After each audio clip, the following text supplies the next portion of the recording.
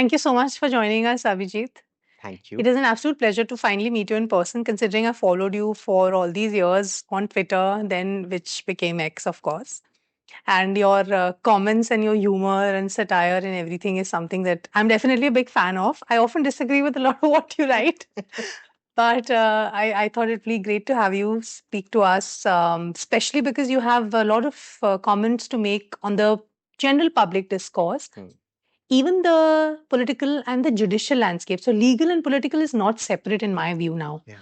Um, Firstly, that, and of course, secondly, you do have a provocative, dare I say, way of speaking certain things, making a point on certain things. Is that something you deliberately and consciously decided to do when you entered social media, for that matter?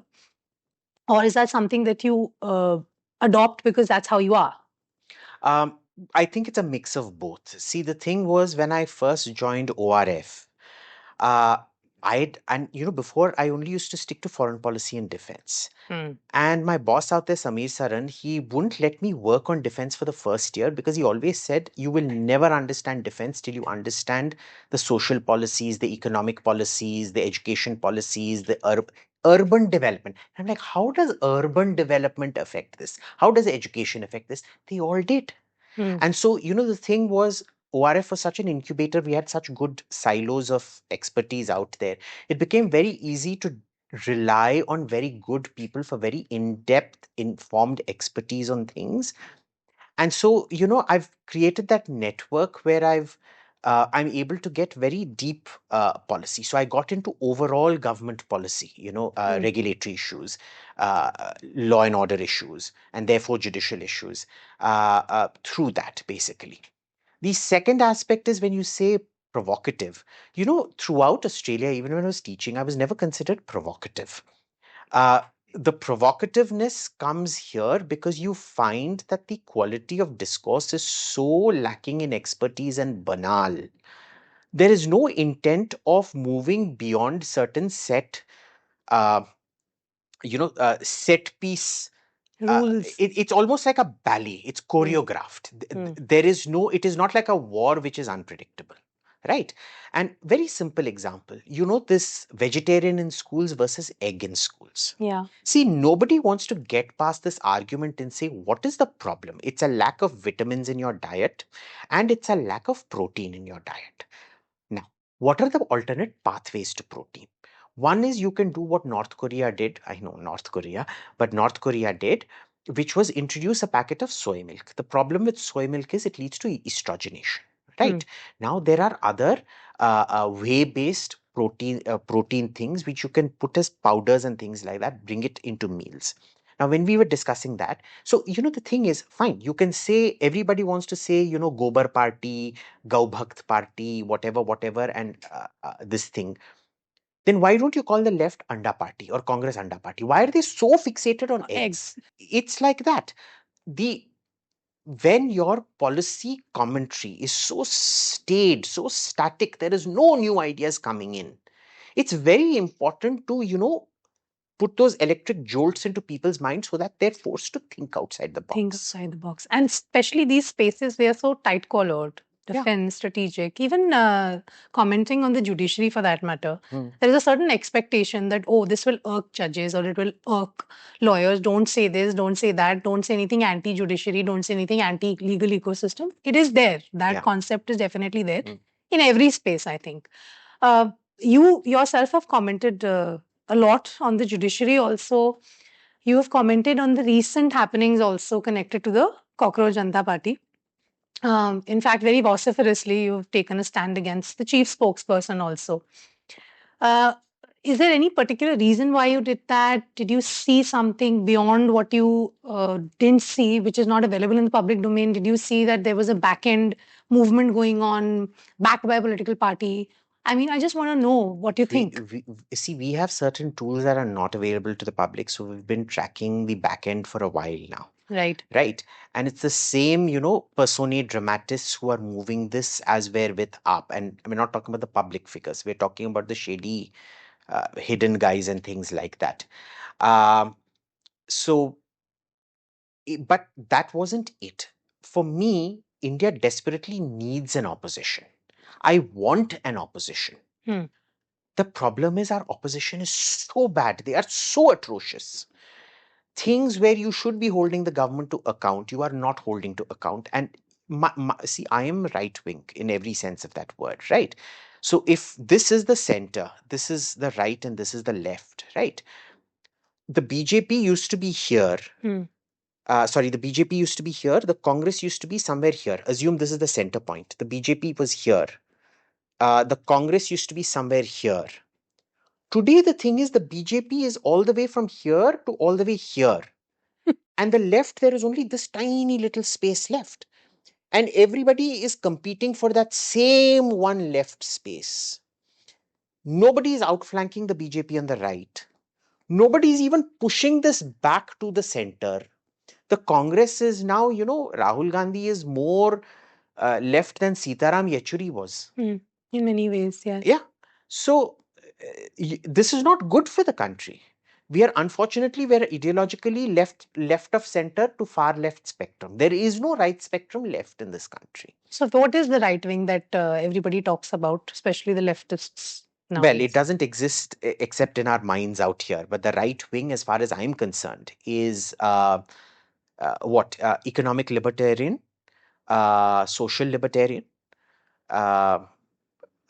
advocate for individual rights, which nobody does out here. The right wing that the left talks about, the left has this tendency that anybody they don't like becomes a fascist. There's nothing you can do about that.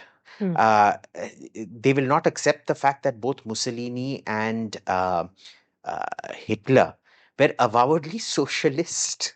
In fact, there is this square in Florence where I forget the name, where we love to sit and have ice cream. And the motto out there, because it was built by Mussolini, he says, removed from poverty, from squalor into secular grandeur. It's written in Latin, not in Italian, in Latin. Okay. Pretensions of, Roman Empire and all of that. They were very socialist. Nazi is short for National Socialist. Right? They were all about usurping the means of production. That is what they did. They did not nationalize the means of production, but they usurped it into the national cause. Okay. If that isn't socialism, I don't know what is socialism. In fact, that was what Lenin's new economic policy was. Stalin completely, got rid of that economic policy. But Lenin's thing was, we will not take away industry. Private will exist. It has to serve the state, the overall ideas and whatever of the state. Stalin said nothing doing. Nationalize everything. Forcible collective. Of course, Lenin brought that moderation because he realized collectivization of farming had kind of failed. Stalin brought it in full force. So, these are all shades of left. So I don't even know what is right wing in the public sphere anymore. Because if you look at the European right, Marine Le Pen or even Giorgia Meloni, pretty damn left. If you look at it, they're pretty left. The traditional right doesn't exist anymore. Because, the 99% of the epistemology and the language that the public commentary uses is all written by the left. When you accept their language, when you accept their basic fundamentals, they've, it's like what's that famous line in Harry Potter? If you name it, you gain power over it. It's like that. When you name everything, when you theorize everything, when you've jargonized everything, you've already ceded that space to the left. Right. So it's there is no right in the world, I think, anymore. And even if you take the right, this is where I disagree with the horseshoe theory and agree with it. The American right, they want personal freedom and liberty on everything, except the woman should have no control over her vagina. That the state will decide. You cannot abort. So personal liberty for everything except a woman who is childbearing. Yes. They try to pass it off as child rights. But see, the point is, in a negotiated space, the child right has to be balanced with the mother's right.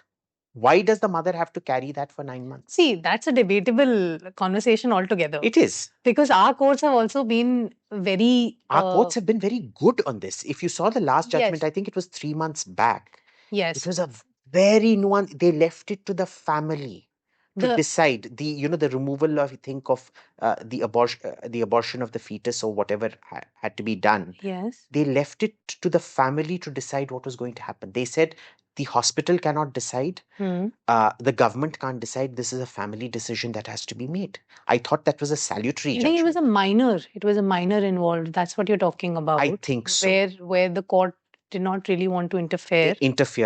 And I think someone wanted was to late into the terminate the pregnancy. It was a late-term abortion.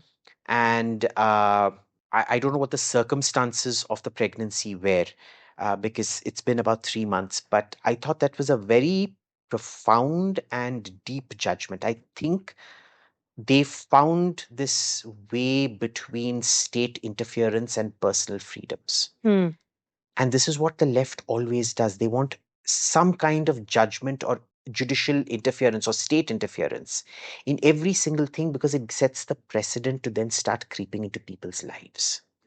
It's backdoor communism. And that is why I always oppose the government coming into people's lives. Again, abortion rights and fetus rights, I have my view on it as well. And I do understand that the mother's and the child's rights have to be balanced somewhere. But of course, I will say it, even if it's controversial. I'm personally very anti-abortion because I've seen those videos of what actually happens. Right? It's a horrible, it's not nice to the embryo or the fetus or the child, whatever you want to call it. I would never, ever, if the choice were left to me, go through with it. Ever. I don't get to impose my morality on other people. Agreed. So, one of my friends in Australia, she decided to have an abortion.